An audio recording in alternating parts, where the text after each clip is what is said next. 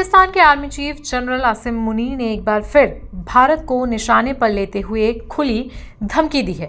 उन्होंने कहा कि अगर भारत ने पाकिस्तान पर हमला करने की कोशिश की तो पाकिस्तानी सेना ऐसा करारा जवाब देगी कि भारत अपने भूगोल को ही भूल जाएगा। मुनीर पाकिस्तान आर्मी की पासिंग आउट परेड को संबोधित कर रहे थे।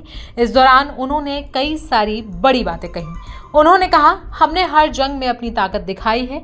अगर कोई दुश्मन हम पर हमला करेगा तो उसका अंजाम ऐसा होगा कि याद रखा जाएगा। बता दें कि मुनीर ने भारत को चेतावनी देते हुए कहा कि परमाणु हथियार रखने वाले देशों के बीच जंग की कोई जगह नहीं होनी चाहिए। उन्होंने आगे कहा कि भारत को चाहिए कि कोर मुद्दों को बातचीत से वो भी बराबरी और इज्जत के साथ हल किया जाए। हालांकि भाषण के दौरान ही मुनीर का स्वर अचानक से बदलता हुआ दिखाई दिया और उन्होंने तुरंत ही शांति की बात करना शुरू कर दिया। उन्होंने कहा कि दक्षिण एशिया में शांति अब भारत के रवैये पर निर्भर करती है। बताया जा रहा है कि पाकिस्तान की ये बौखलाहट मई 2025 के भारत द्वारा किए गए ऑपरेशन सिंदूर के बाद से जारी है।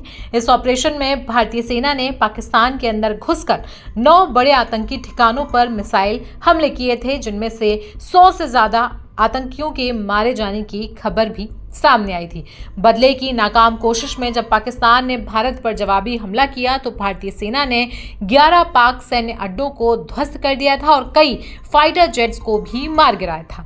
यही कारण है कि पाकिस्तान की सेना लगातार और बार बार भारत को लेकर इस तरीके की बयानबाजी कर रही है।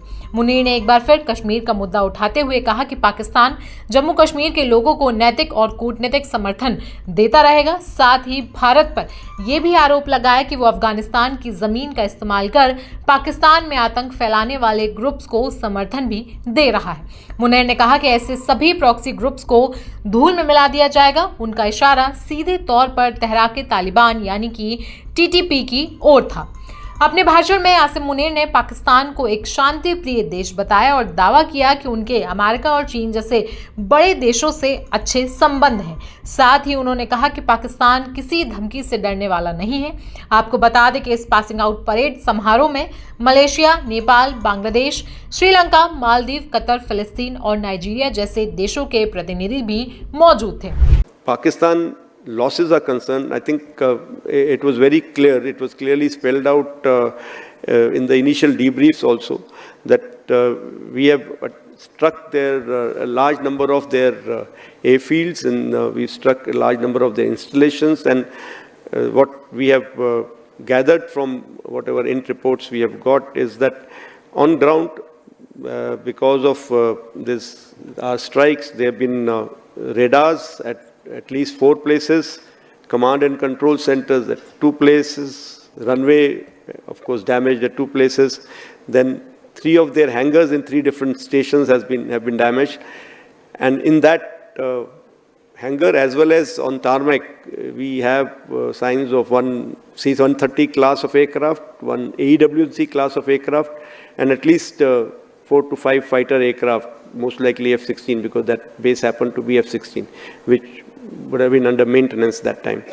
Along with that, one SAM system which has been destroyed. And so these are the strikes that, the destruction that has taken place on ground by our strikes. And as far as air defense part is concerned, we have clear evidence of one long-range strike which I talked about, more than 300 kilometers, which happens to be either an AEW&C or a SIGINT aircraft.